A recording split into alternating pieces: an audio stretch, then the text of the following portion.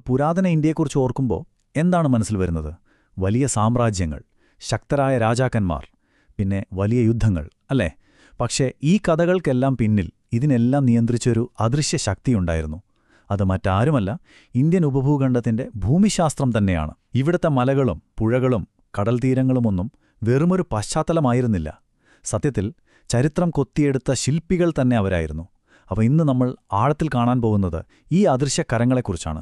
ഇതൊരു ഭാവനയല്ല കേട്ടോ. ഒരു തരത്തിൽ പറഞ്ഞാൽ പുരാതന ഇന്ത്യയിൽ നടന്നത് അതുതന്നെയാണ്. ഭൂമിശാസ്ത്രം വെറുമൊരു സ്റ്റേജ് ആയിരുന്നില്ല, മറിച്ച് നമ്മുടെ നാഗരികതയുടെ കഥയിലെ ഒരു പ്രധാന കഥാപാത്രമായിരുന്നു. അപ്പോ എങ്ങനെയാണ് ഈ ഭൂപ്രകൃതി സംസ്കാരങ്ങളെയും രാജ്യങ്ങളെയും, എന്തിന് നമ്മുടെ എല്ലാം ജീവിത രീതിയെപ്പോലും സ്വാധീനിച്ചത് എന്ന് നമുക്കൊന്ന് നോക്കാം. അപ്പോ നമ്മുടെ ഇന്നത്തെ യാത്ര ഇങ്ങനെയാണ്. നമ്മള് വടക്കേ ഇന്ത്യയിലെ നദീതീരങ്ങളിൽ നിന്ന് തുടങ്ങും, പിന്നെ തെക്കേ അറ്റത്തുള്ള ഉപദ്വീപിലൂടെ സഞ്ചരിച്ച് പടിഞ്ഞാറൻ തീരങ്ങളിലെത്തും. ഓരോ പ്രദേശവും എങ്ങനെയാണ് വ്യത്യസ്ത സംസ്കാരങ്ങളെയും സാമ്രാജ്യങ്ങളെയും വളർത്തിയെടുത്തതെന്ന് നമുക്ക് കാണാം.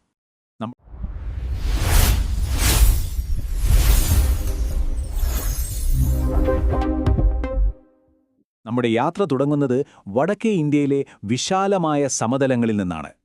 ഇന്ത്യയുടെ ആദ്യത്തെ വലിയ നാഗരികതകൾക്ക് ജന്മം നൽകിയ ഈ ഫലഭൂയിഷ്ടമായ മണ്ണ് എങ്ങനെയാണ് ഒരു യഥാർത്ഥ കളിത്തൊട്ടിലായി മാറിയതെന്ന് നമുക്ക് നോക്കാം. നോക്കൂ, വടക്കേ ഇന്ത്യയിലെ സമതലങ്ങൾ കാഴ്ചയിൽ ഒരുപോലെ തോന്നാം, പക്ഷേ അവിടുത്തെ കൃഷിരീതികളിൽ വലിയ വ്യത്യാസമുണ്ടായിരുന്നു. പടിഞ്ഞാറ് സിന്ധു നദീതടം പോലെ മഴ കുറഞ്ഞ സ്ഥലങ്ങളിൽ ഗോതമ്പും ബാർലിയുമായിരുന്നു പ്രധാനം. ഹാരപ്പൻ വൈദിക സംസ്കാരങ്ങൾ വളർന്നത് ഇതിനെ ആശ്രയിച്ചാണ്.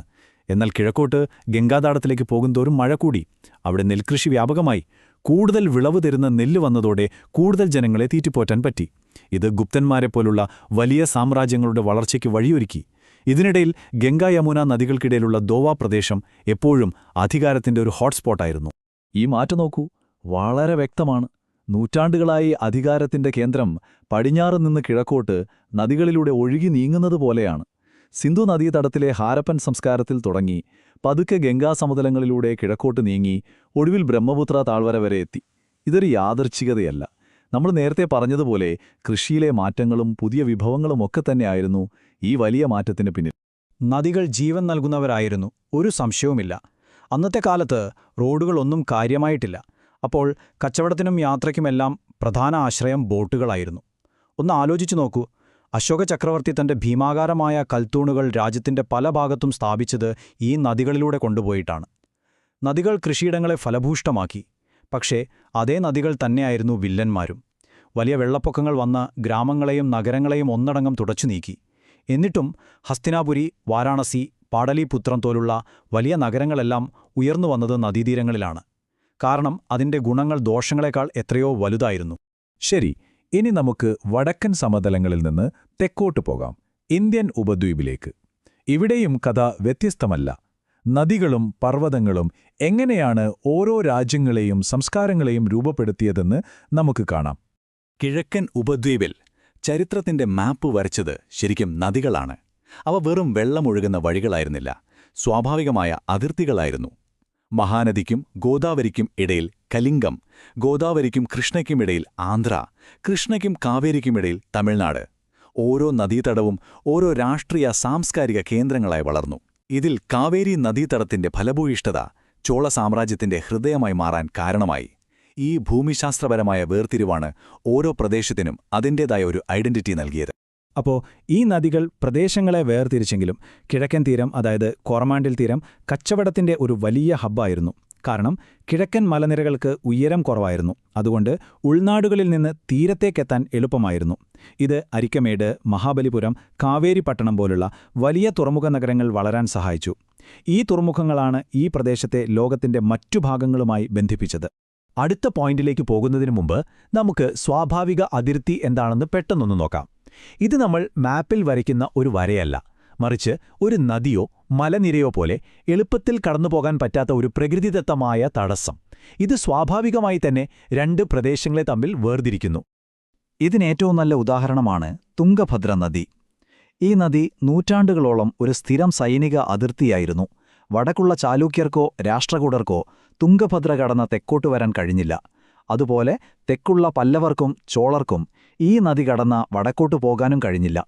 ശരിക്കും പറഞ്ഞാൽ തുംഗഭദ്ര ഒരു നദി എന്നതിലുപരി രണ്ട് വലിയ അധികാരകേന്ദ്രങ്ങളെ വേർതിരിക്കുന്ന ഒരു അദൃശ്യ മതിൽ പോലെയായിരുന്നു.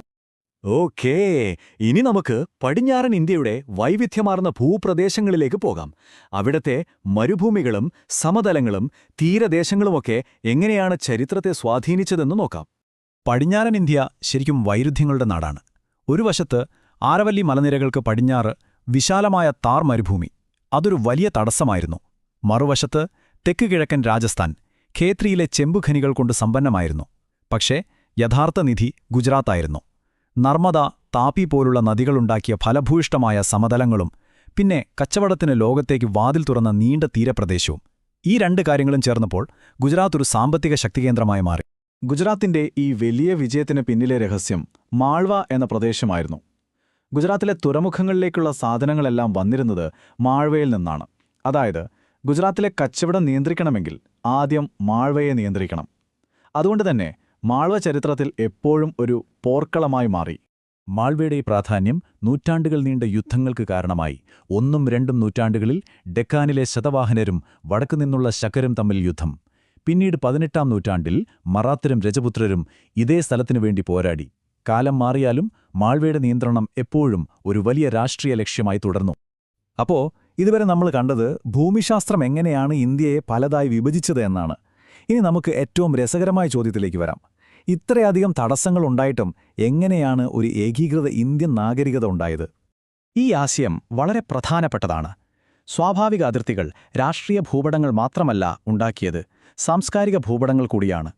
ഓരോ നദീതടത്തിനുള്ളിലും ഓരോ മലനിരകൾക്ക് പിന്നിലും തനതായ ജീവിതശൈലികൾ, ഭാഷകൾ, കലാരൂപങ്ങളൊക്കെ വളർന്നുവന്നു.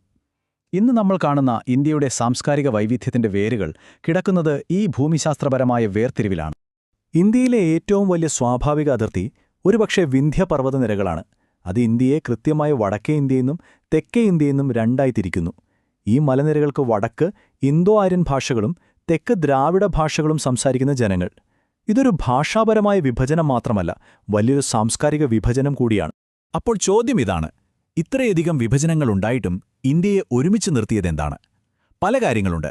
പണ്ഡിതന്മാരെയും ഭരണാധികാരികളെയും ബന്ധിപ്പിച്ച സംസ്കൃത ഭാഷ ഒരു കാരണമാണ്. രാജ്യത്തിന്റെ എല്ലാ കോണുകളിലേക്കും എത്തിയ വ്യാപാര ശൃംഖലകൾ മറ്റൊരു കാരണം.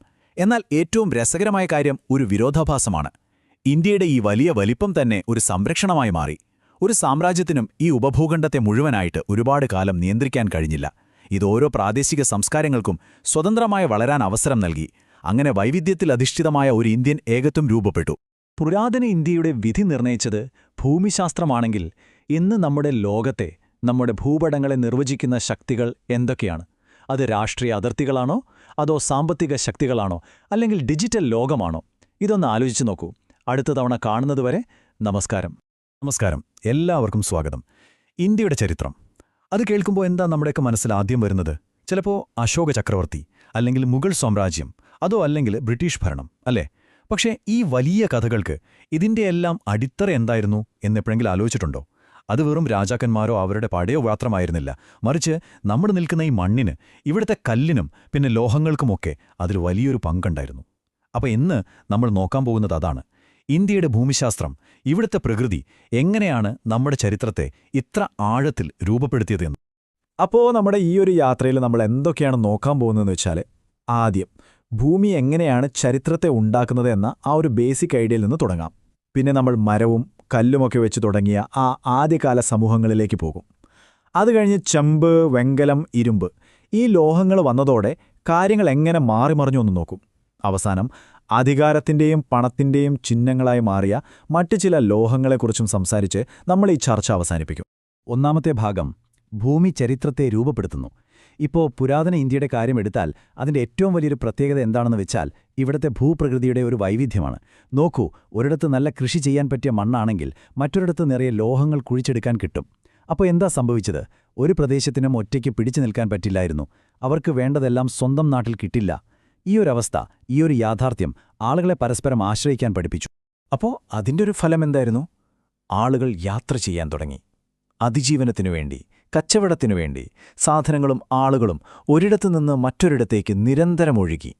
അങ്ങനെ ഉപ്പും ലോഹങ്ങളും രത്നക്കല്ലുകളുമൊക്കെ കൈമാറിയപ്പോൾ അതിൻ്റെ കൂടെ വേറെയും ചിലത് കൈമാറി. എന്തൊക്കെയാണെന്നോ? അവരുടെ ആശയങ്ങൾ, സംസ്കാരം, ഭാഷ എല്ലാം. സത്യം പറഞ്ഞാൽ ഇന്ത്യയുടെ ഈ ഒരു വൈവിധ്യമാർന്ന കൾച്ചറുണ്ടല്ലോ, അതിൻ്റെയൊക്കെ ഒരു ബേസ് എന്ന് പറയുന്നത് ഈ യാത്രകളാണ്. ശരി, ഇനി നമുക്ക് ഏറ്റവും അടിസ്ഥാനപരമായ കാര്യങ്ങളിലേക്ക് വരാം. മനുഷ്യൻ ആദ്യമായി സമൂഹങ്ങളുണ്ടാക്കി ജീവിക്കാൻ തുടങ്ങിയപ്പോൾ അവരെ സഹായിച്ച വിഭവങ്ങൾ, അതായത് മരവും കല്ലും. ഒരു കാലത്ത് ഇന്ത്യയുടെ വലിയൊരു ഭാഗവും ഇടതൂർന്ന കാടുകളായിരുന്നു. ഈ കാടുകൾ ശരിക്കും ഒരു സൂപ്പർ മാർക്കറ്റ് പോലെയായിരുന്നു. വേട്ടയാടാൻ മൃഗങ്ങളുണ്ട്, കന്നുകാലികൾക്ക് പുല്ലുണ്ട്, തീ കത്തിക്കാൻ വിറകുണ്ട്, പിന്നെ ഏറ്റവും പ്രധാനമായി വീടും കോട്ടയുമൊക്കെ കെട്ടാനുള്ള തടി. ഒരു ഉദാഹരണം പറഞ്ഞാൽ, ഇന്ത്യയുടെ ആദ്യത്തെ വലിയ തലസ്ഥാന നഗരമായ പാടലീപുത്രയെ സംരക്ഷിച്ചിരുന്നത് എന്താണെന്നറിയുമോ? കൂറ്റൻ തടിമതിലുകളായിരുന്നു. ലോഹങ്ങളൊക്കെ വരുന്നതിനും ഒരുപാട് മുൻപ് തടിയായിരുന്നു പ്രധാന നിർമ്മാണ സാമഗ്രി. തടി പോലെ തന്നെ കല്ലും വളരെ പ്രധാനപ്പെട്ടതായിരുന്നു. പക്ഷേ കല്ല് എല്ലായിടത്തും ഒരുപോലെ കിട്ടുമായിരുന്നില്ല. ഡെക്കാൻ പീഠഭൂമിയിലും ദക്ഷിണേന്ത്യയിലുമൊക്കെ നല്ല ഉറപ്പുള്ള പാറകൾ ഇഷ്ടം പോലെ ഉണ്ടായിരുന്നു. അതുകൊണ്ടാണ് നമ്മൾ ഇന്നും അത്ഭുതത്തോടെ നോക്കുന്ന ആ വലിയ കൽക്ഷേത്രങ്ങളും ശില്പങ്ങളുമൊക്കെ അവിടെ ഉണ്ടായത്. നേരെ മറിച്ച് വടക്കേ ഇന്ത്യയിലെ ഗംഗാസമതലങ്ങളിലൊക്കെ എക്കൽ മണ്ണായിരുന്നു കൂടുതൽ. അവിടെ കല്ല് കുറവായതുകൊണ്ട് അവർ ഇഷ്ടികയും തടിയുമാണ് കെട്ടിടങ്ങളുണ്ടാക്കാൻ കൂടുതൽ ഉപയോഗിച്ചത്. കണ്ടില്ലേ, ഭൂമിശാസ്ത്രം എങ്ങനെയാണ് വാസ്തുവിദ്യയെ വരെ തീരുമാനിക്കുന്നതെന്ന്. മനുഷ്യചരിത്രത്തിലെ ഒരു വലിയ വഴിത്തിരിവായിരുന്നു ലോഹങ്ങളുടെ കണ്ടുപിടുത്തം. ഇന്ത്യയിൽ നമ്മൾ ആദ്യമായി ഉപയോഗിച്ച ലോഹം ചെമ്പായിരുന്നു. അപ്പോൾ അത് എങ്ങനെയാണ് കാര്യങ്ങൾ മാറ്റിമറിച്ചതെന്ന് നമുക്കൊന്ന് നോക്കാം. ഇന്ത്യയിലെ ചെമ്പിന്റെ കഥ തുടങ്ങുന്നത് പ്രധാനമായും 2 സ്ഥലങ്ങളിൽ നിന്നാണ്. ഒന്ന് കിഴക്ക് ചോട്ടാനാഗ്പൂർ പീഠഭൂമി, പിന്നെ പടിഞ്ഞാറ് രാജസ്ഥാനിലെ ഖേത്രി ഖനികൾ. ഈ സ്ഥലങ്ങൾ വെറും ഖനികളായിരുന്നില്ല, പുരാതന ഇന്ത്യയുടെ ടെക്നോളജിയുടെയും കച്ചവടത്തിന്റെയുമൊക്കെ കേന്ദ്രങ്ങളായിരുന്നു. സിന്ധു നദീതട സംസ്കാരം മുതൽ വേദകാലം വരെ ഇവർക്ക് വേണ്ട ആയുധങ്ങളും പാത്രങ്ങളുമൊക്കെ ഉണ്ടാക്കാനുള്ള ചെമ്പ് പോയിരുന്നത് ഇവിടെ നിന്നാണ്. ഈ ഖേത്രി ഖനികളുടെ കാര്യം ശരിക്കും നമ്മൾ അത്ഭുതപ്പെടുത്തും. BC 1000 മുൻപ്, അതായത് ഇന്നേക്ക് 3000 വർഷങ്ങൾക്ക് മുൻപ് ഇവിടെ ഖനനം നടന്നതിന്റെ തെളിവുകൾ കിട്ടിയിട്ടുണ്ട്. എന്താ അതിന്റെ അർത്ഥം? ആയിരക്കണക്കിന് വർഷങ്ങളായി തലമുറകൾ കൈമാറി വന്ന ഒരു അറിവായിരുന്നു അത്. അതൊരു ജോലിയായിരുന്നില്ല, ഒരു പാരമ്പര്യം തന്നെയായിരുന്നു. ചെമ്പിന്റെ പ്രാധാന്യം വെറും ആയുധങ്ങളിൽ മാത്രം ഒതുങ്ങിയില്ല. മനുഷ്യൻ ഉപയോഗിച്ച ആദ്യത്തെ ലോഹം എന്ന നിലയ്ക്ക് അതിന് ഒരു പ്രത്യേക പവിത്രത കൽപ്പിച്ചുകൊടുത്തു. ഇന്നും പൂജകൾക്കും മറ്റു മതപരമായ ചടങ്ങുകൾക്കും നമ്മൾ ചെമ്പുപാത്രങ്ങൾ ഉപയോഗിക്കുന്നതിൻ്റെ ഒരു കാരണം ഇതാണ്. ആ പാരമ്പര്യം അത്രയും പഴയതാണ്. ഓക്കെ, ഇനി നമ്മൾ സംസാരിക്കാൻ പോകുന്നത് ഒരു കൗതുകമുള്ള കാര്യമാണ്. ഒരു അഭാവത്തിന്റെ കഥ. ലോകത്തിന്റെ മറ്റു പല ഭാഗങ്ങളിലും ഒരു വലിയ വെങ്കലയുഗമുണ്ടായിരുന്നല്ലോ. പക്ഷേ എന്തുകൊണ്ടാണ് ഇന്ത്യയിൽ അങ്ങനെയൊന്ന് വ്യാപകമായി സംഭവിക്കാതിരുന്നത്? അതിനു മുൻപ് എന്താണ് ഈ വെങ്കലം എന്ന് നോക്കാം. ചെമ്പിന്റെ കൂടെ ടിൻ എന്ന് പറയുന്ന മറ്റൊരു ലോഹം ചേർത്താണ് വെങ്കലമുണ്ടാക്കുന്നത്. ഇങ്ങനെ ചെയ്യുമ്പോൾ ചെമ്പിനേക്കാൾ നല്ല കാഠിന്യമുള്ള ഒരു ലോഹം കിട്ടും. ആയുധങ്ങൾക്കും മറ്റുപകരണങ്ങൾക്കും ഇത് ചെമ്പിനേക്കാൾ ഒരുപാട് നല്ലതാണ്. ഇതാണ് ആ കഥയിലെ ട്വിസ്റ്റ്. ഹാരപ്പൻ ജനതയ്ക്ക് വെങ്കലമുണ്ടാക്കാൻ അറിയാമായിരുന്നു. പക്ഷെ അതിന് വേണ്ട ടിന്ന് അത് ഇന്ത്യയിൽ കിട്ടാനുണ്ടായിരുന്നില്ല. അവർക്ക് ടിൻ കിട്ടിയിരുന്നത് എവിടെ നിന്നാണെന്നോ?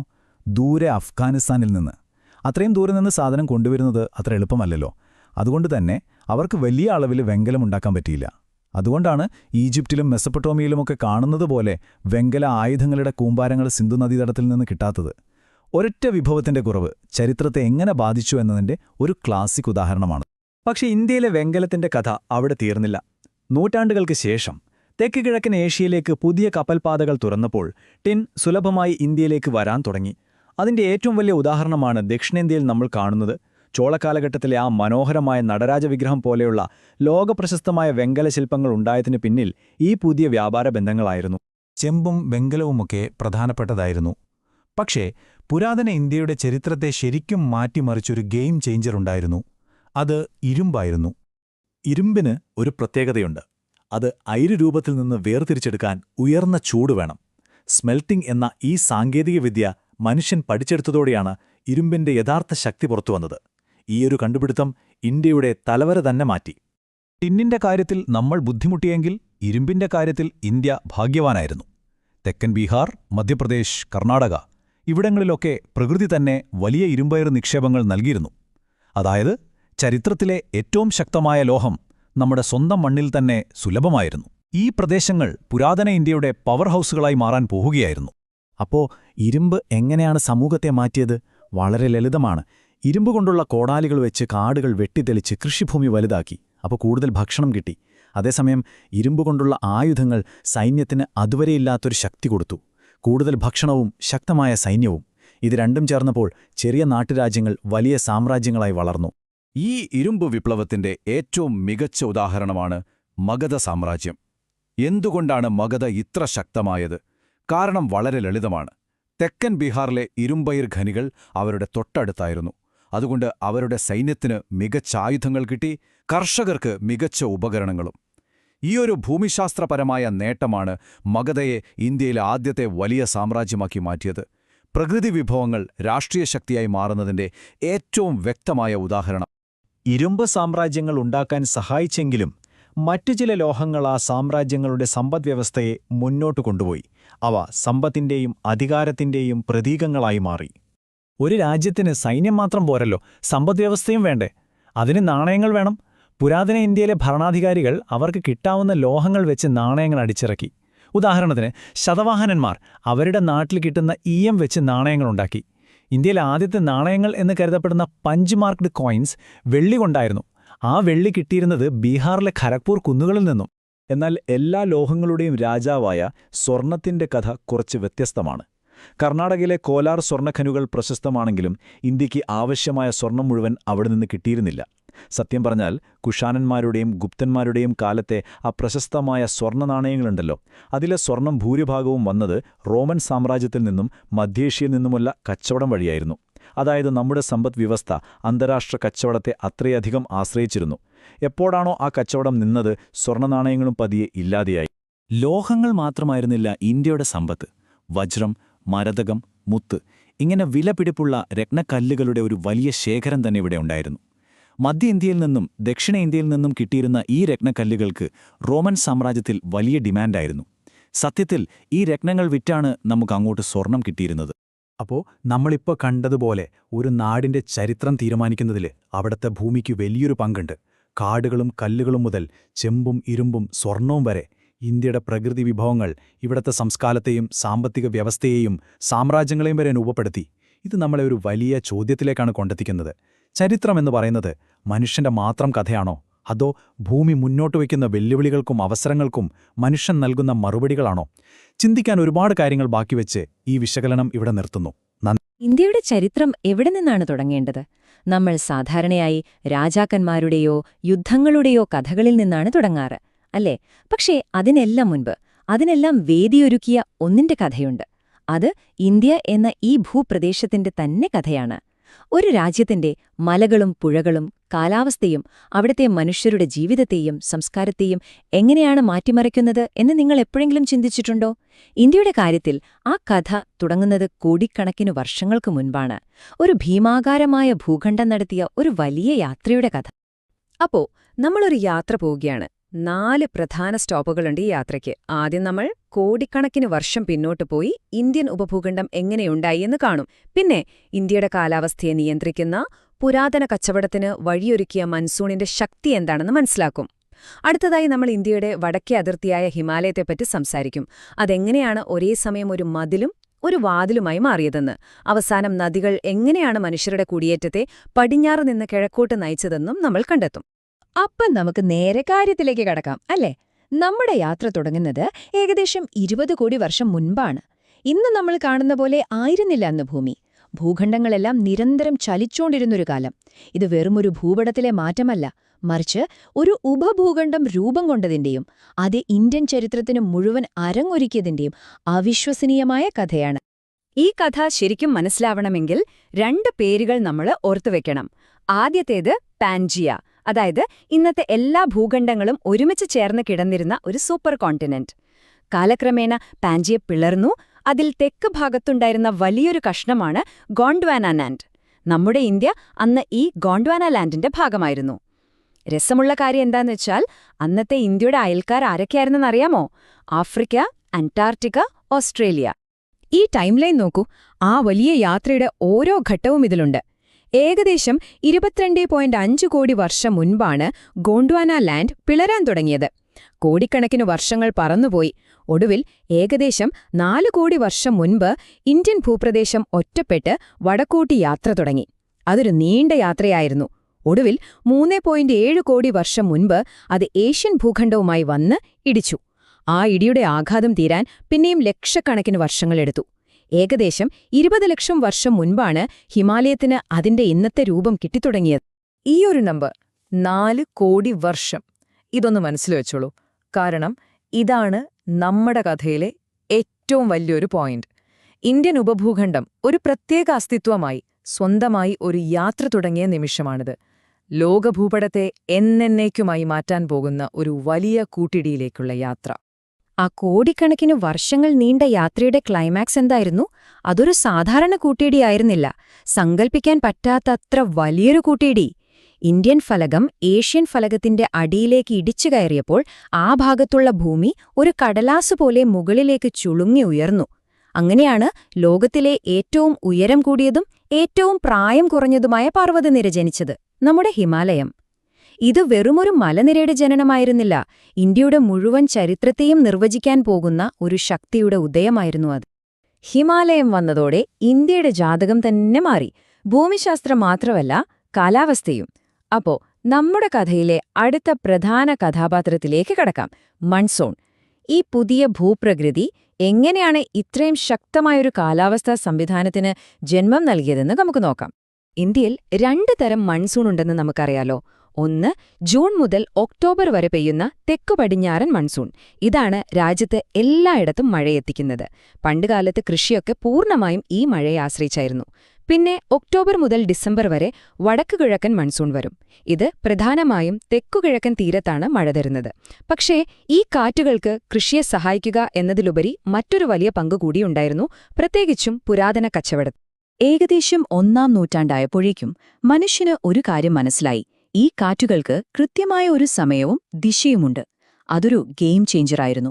ശരിക്കും പറഞ്ഞാൽ അതുവരെ പ്രവചിക്കാൻ പറ്റാതിരുന്ന കടലുകളുടെ പൂട്ടു തുറന്ന ഒരു താക്കോലായിരുന്നു ആ കണ്ടെത്തൽ. അതോടെ സമുദ്രയാത്രകൾ കൂടുതൽ സുരക്ഷിതമായി, എളുപ്പമായി. ഇത് ഇന്ത്യയുടെ ചരിത്രത്തിൽ ഒരു പുതിയ അധ്യായം തന്നെ തുറന്നു. ഈ അറിവ് എങ്ങനെയാണ് ഇന്ത്യയെ ഒരു ഗ്ലോബൽ ട്രേഡിംഗ് ഹബ്ബാക്കി മാറ്റിയത്? ഒന്ന് ആലോചിച്ചു നോക്കൂ. പടിഞ്ഞാറൻ ഏഷ്യയിൽ നിന്നും റോമിൽ നിന്നുമൊക്കെയുള്ള കച്ചവടക്കാർ തെക്കു പടിഞ്ഞാറൻ മൺസൂൺ കാറ്റിന്റെ സഹായത്തോടെ കപ്പലിൽ ഇന്ത്യയിലേക്ക് വരും. ഇവിടെ കച്ചവടം നടത്തി കുറച്ചു മാസങ്ങൾ കഴിഞ്ഞ് വടക്കിഴക്കൻ മൺസൂൺ തുടങ്ങുമ്പോൾ അതേ കാറ്റിന്റെ സഹായത്തോടെ സുരക്ഷിതമായി തിരികെ പോകും. ഇത് ഇന്ത്യയെ ലോകത്തിന്റെ വാണിജ്യ ഭൂപടത്തിന്റെ നടുക്ക് പ്രതിഷ്ഠിച്ചു. ഇനി നമുക്ക് വീണ്ടും ഹിമാലയത്തിലേക്ക് വരാം. ഈ പർവ്വതത്തിന് ഒരിരട്ട മുഖമുണ്ടായിരുന്നു. അത് ഒരേ സമയം ഇന്ത്യയെ സംരക്ഷിക്കുന്ന ഒരു വലിയ മതിലായിരുന്നു, അതേസമയം ലോകത്തേക്ക് തുറന്നുവെച്ച ഒരു വാതിലും. ഈയൊരു ഇരട്ട സ്വഭാവമാണ് ഇന്ത്യൻ സംസ്കാരത്തെ ഇത്രയധികം വൈവിധ്യമുള്ളതാക്കി മാറ്റിയതിലെ ഒരു പ്രധാന കാരണം. അപ്പോ ചോദ്യമിതാണ്: ഹിമാലയം യഥാർത്ഥത്തിൽ എന്തായിരുന്നു? പുറം ലോകത്തിൽ നിന്ന് ഇന്ത്യയെ ഒറ്റപ്പെടുത്തുന്ന ഒരു കൂറ്റൻ മതിലോ, അതോ പുതിയ ആളുകളെയും ആശയങ്ങളെയും ഇരു കൈയും നീട്ടി സ്വാഗതം ചെയ്യുന്ന ഒരു വാതിലോ? സത്യം പറഞ്ഞാൽ അത് രണ്ടുമായിരുന്നു. ആദ്യം നമുക്ക് അതിന്റെ മതിൽ എന്ന റോൾ നോക്കാം. ഹിമാലയം ഒരു ഭീമാകാരമായ കാലാവസ്ഥാ കവചം പോലെയാണ് പ്രവർത്തിക്കുന്നത്. മധ്യേഷ്യയിൽ നിന്ന് വരുന്ന തണുത്തുറഞ്ഞ കാറ്റിനെ അത് തടഞ്ഞു നിർത്തുന്നു. ശരിക്കും പറഞ്ഞാൽ ഹിമാലയം ഇല്ലായിരുന്നെങ്കിൽ ഉത്തരേന്ത്യ ഇന്നുള്ളതിനേക്കാൾ എത്രയോ തണുപ്പുള്ളൊരു സ്ഥലമായേനെ. ഈ സംരക്ഷണം ഇവിടുത്തെ ജീവിതത്തെ അത്രയധികം സ്വാധീനിച്ചിട്ടുണ്ട്. പക്ഷേ ഏതൊരു വലിയ മതിലിനും ചില രഹസ്യവാതിലുകളുണ്ടാകുമല്ലോ. ഹിമാലയത്തിനും അതുണ്ടായിരുന്നു. അതിന്റെ വടക്കു പടിഞ്ഞാറൻ ഭാഗത്ത് ഖൈബർ, ബോലാൻ, ഗോമൽ പോലെയുള്ള ഒരുപാട് ചുരങ്ങളുണ്ടായിരുന്നു. ഈ ചുരങ്ങൾ ഇന്ത്യയെയും മധ്യേഷ്യയും തമ്മിൽ ബന്ധിപ്പിക്കുന്ന സൂപ്പർ ഹൈവേകളായിരുന്നു. ഈ ഉദ്ധരണി പറയുന്നത് പോലെ ഈ വഴികൾ എപ്പോഴും തുറന്നു തന്നെ കിടന്നിരുന്നു. ഇത് വെറും കച്ചവടത്തിന് മാത്രമായിരുന്നില്ല. പുതിയ ആൾക്കാർ, പുതിയ സൈന്യങ്ങൾ, പുതിയ ചിന്തകൾ, പുതിയ മതങ്ങൾ എല്ലാം ഈ വഴിയിലൂടെ ഇന്ത്യയിലേക്ക് ഒഴുകിയെത്തി ഇവിടെ നിന്ന് പുറത്തേക്കും പോയി. ഈ കൊടുക്കൽ വാങ്ങലുകളാണ് ഇന്ത്യക്ക് ഇത്രയധികം സാംസ്കാരിക വൈവിധ്യം നൽകിയത്. ഇനി പ്രാദേശികമായി നോക്കിയാലും ഹിമാലയം വഴികാട്ടിയായി. അപ്പോ ആദ്യകാലത്ത് വന്ന മനുഷ്യർക്ക് ഒരു ചോയ്സ് ഉണ്ടായിരുന്നു. ഒന്നുകിൽ ഗംഗാസമതലത്തിലെ ഇടതൂർന്ന കാടുകൾ വെട്ടിത്തെളിക്കാൻ കഷ്ടപ്പെടണം, അല്ലെങ്കിൽ ഹിമാലയത്തിന്റെ താഴ്വരകളിൽ അത്ര കഷ്ടപ്പാടില്ലാതെ കൃഷി ചെയ്ത് ജീവിക്കാം. സ്വാഭാവികമായും അവരെളുപ്പമുള്ള വഴി തിരഞ്ഞെടുത്തു. അങ്ങനെ ആദ്യത്തെ ഗ്രാമങ്ങളും കച്ചവടപാതകളും ഈ താഴ്വരകളിലൂടെ പടിഞ്ഞാറ് നിന്ന് കിഴക്കോട്ട് വളർന്നു. അപ്പോ നമ്മുടെ കഥയുടെ അവസാനത്തെയും ഏറ്റവും പ്രധാനപ്പെട്ടതുമായ ഒരു കഷ്ണം കൂടി ബാക്കിയുണ്ട്. നദികൾ. ഹിമാലയത്തിൽ നിന്നുത്ഭവിച്ച് ഇന്ത്യയെ ഫലഭൂയിഷ്ടമാക്കിയ ഈ നദികളാണ് ഇവിടുത്തെ ജീവനാടി. എന്നാൽ ഈ നദികളും അവിടുത്തെ കാലാവസ്ഥയും ചേർന്ന് മനുഷ്യരുടെ കുടിയേറ്റത്തിന് ഒരു പ്രത്യേക ദിശ നൽകി. അതെങ്ങനെയാണെന്ന് നോക്കാം. ഈ ചാർട്ട് കണ്ടാൽ കാര്യം വളരെ വ്യക്തമാണ്. നമ്മൾ പടിഞ്ഞാറ് സിന്ധു നദിയുടെ ഭാഗത്തുനിന്ന് കിഴക്കോട്ട് ബ്രഹ്മപുത്രയുടെ അടുത്തേക്ക് പോകുന്തോറും മഴയുടെ അളവ് കുത്തനെ കൂടുന്നു. സിന്ധു തടത്തിൽ 25-37 സെന്റിമീറ്റർ മഴ കിട്ടുമ്പോൾ ബ്രഹ്മപുത്ര തടത്തിൽ അത് 250 സെന്റിമീറ്റർ വരെ ആകുന്നു. ഈ വ്യത്യാസം ആദ്യകാല മനുഷ്യരെ സംബന്ധിച്ചിടത്തോളം വളരെ വലുതായിരുന്നു. കൂടുതൽ മഴ എന്ന് കേൾക്കുമ്പോൾ നല്ലതാണെന്ന് തോന്നും. പക്ഷേ ആദ്യകാല മനുഷ്യർക്ക് അതൊരു വലിയ തലവേദനയായിരുന്നു. കാരണം കൂടുതൽ മഴയുള്ള കിഴക്കൻ പ്രദേശങ്ങൾ ഇടതൂർന്ന കാടുകൾ കൊണ്ടും കട്ടിയുള്ള മണ്ണുകൊണ്ടും നിറഞ്ഞിരുന്നു. എന്നാൽ പടിഞ്ഞാറ് ഭാഗത്ത് മഴ കുറവായതുകൊണ്ട് കാടുകൾ കുറവായിരുന്നു. മണ്ണ് കൃഷിക്ക് കൂടുതൽ എളുപ്പവുമായിരുന്നു. അപ്പോഴാണ് ടെക്നോളജിയുടെ പ്രാധാന്യം വരുന്നത്. ആദ്യകാലത്ത് കല്ലും ചെമ്പും കൊണ്ടുള്ള ആയുധങ്ങൾ വെച്ച് പടിഞ്ഞാറ് ഭാഗത്തെ കാടുകൾ അവർക്ക് വെട്ടിത്തെളിക്കാമായിരുന്നു. പക്ഷെ കിഴക്കോട്ട് പോകണമെങ്കിൽ ആ ഇടതൂർന്ന കാടുകളും കട്ടിയുള്ള മണ്ണും കീഴടക്കാൻ അവർക്കൊരു സൂപ്പർ വെപ്പൺ വേണ്ടിവന്നു: ഇരുമ്പ് കൊണ്ടുള്ള ആയുധങ്ങൾ. ഇതിന്റെ ഫലമെന്തായിരുന്നു? വളരെ ലളിതം. മനുഷ്യനെപ്പോഴും എളുപ്പമുള്ള വഴിയാണല്ലോ തിരഞ്ഞെടുക്കുക. സാങ്കേതികവിദ്യ അത്രയൊന്നും വികസിക്കാത്ത കാലത്ത് അവർക്ക് എളുപ്പത്തിൽ കൃഷി ചെയ്യാൻ പറ്റുന്ന പടിഞ്ഞാറൻ സമതലങ്ങളിൽ അവർ താമസിച്ചു. പിന്നീട് ഇരുമ്പ് കണ്ടുപിടിച്ചതോടെ അവർ പതിയെ പതിയെ കിഴക്കോട്ട് വ്യാപിക്കാൻ തുടങ്ങി. അങ്ങനെ ഇന്ത്യൻ ചരിത്രത്തിന്റെ ഒഴുക്കുപോലും അതിന്റെ ഭൂമിശാസ്ത്രം വരച്ച ഒരു വഴിയിലൂടെയായിരുന്നു. അപ്പോ ഒരു നാഗരികതയെ ഉണ്ടാക്കാനുള്ള ചേരുവകൾ എന്തൊക്കെയാണ്? ഈ ചാട്ട് നോക്കൂ. കോടിക്കണക്കിന് വർഷം നീണ്ട ഭൂഖണ്ഡങ്ങളുടെ യാത്ര, ഹിമാലയത്തിന്റെ ജനനം, മൺസൂൺ കാറ്റുകളുടെ താളം, നദികളുടെ ഒഴുക്ക്, അവസാനം ഈ പ്രകൃതിശക്തികളോടൊക്കെ പൊരുത്തപ്പെടാനും അതിനെ ഉപയോഗപ്പെടുത്താനും പഠിച്ച മനുഷ്യൻ. ഇതെല്ലാം ചേർന്നപ്പോഴാണ് ഇന്ത്യൻ നാഗരികത എന്ന മഹത്തായ കഥയുണ്ടായത്. പണ്ട് ഭൂമിശാസ്ത്രമായിരുന്നു ഒരു പരിധിവരെ മനുഷ്യന്റെ വിധി എഴുതിയിരുന്നത്. എന്നാൽ ഇന്ന് ആ നിയമങ്ങളെ മാറ്റിയെഴുതാനുള്ള പേന നമ്മുടെ കയ്യിലുണ്ട്. അതാണ് ടെക്നോളജി. അപ്പോൾ എന്റെ ചോദ്യമിതാണ്: ഭൂതകാലത്തെ രൂപപ്പെടുത്തിയത് ഭൂമിയാണെങ്കിൽ നമ്മുടെ ഭാവിയെ രൂപപ്പെടുത്തുന്നത് എന്തായിരിക്കും?